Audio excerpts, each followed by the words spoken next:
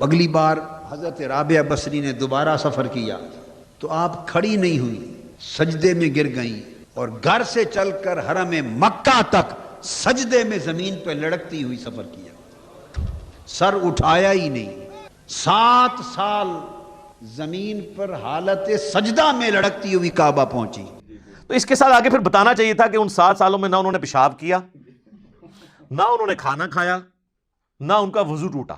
کیونکہ فقہ حنفی میں اگر آپ بغیر وضو کے سجدہ کریں تو اللہ کی توہین ہے اور کفر ہوگا۔ جی میں تو پھر پورا انالیسس کروں گا نا۔ اب آپ نے قرآن و حدیث کا سہارا نہیں لینا، وہ تو ہم لے سکتے ہیں نا کہ صحیح بخاری میں حدیث ہے کہ عبداللہ بن عمر جب قرآن کی تلاوت کر رہے ہوتے تھے سواری پہ بیٹھ کے تو بغیر وضو کے بھی تلاوت کر لیتے تھے، اور جب سجدہ آتا تھا تو جھک کے یوں سر کے اشارے سے وہ سجدہ کر لیتے تھے۔ ہمارے نزدیک تو سجدہ تلاوت بھی سجدہ شکر بھی بغیر وضو کے ہو جاتا ہے۔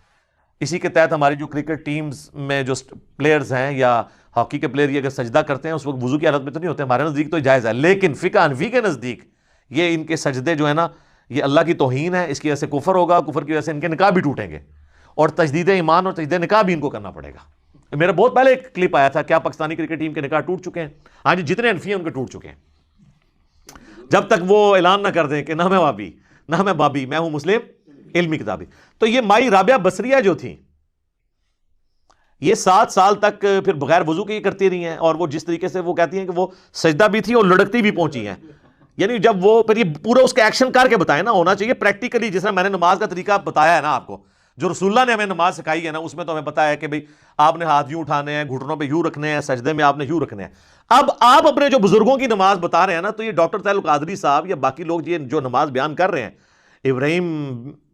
بن ادم کی یا مائی رابعہ بصریہ کی، تو یہ پریکٹیکلی نماز پڑھ کے بھی بتائیں نا،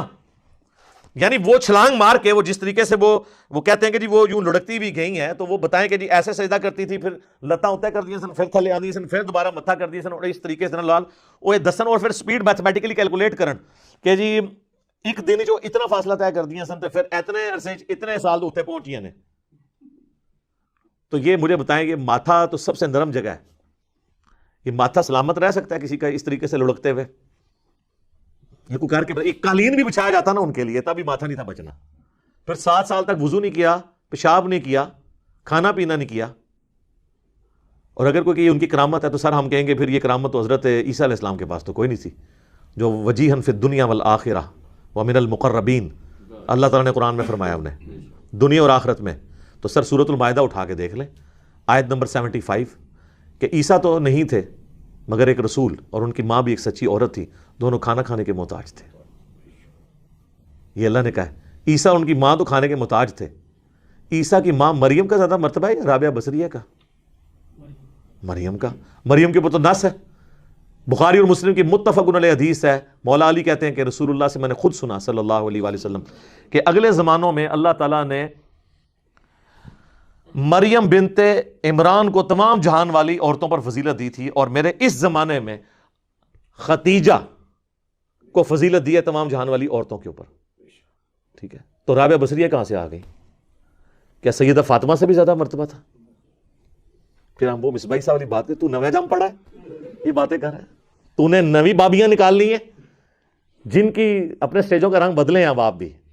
یہ کہانیاں کہانی بند کریں۔ ٹھیک ہے، جن کی فضیلت میں رسول اللہ کی احادیث موجود ہیں، انہوں نے تو 7 سال تک لڑک کے جو ہے وہ نمازیں نہیں پڑھی ہیں، کن کو کہانیاں کروا رہے ہیں؟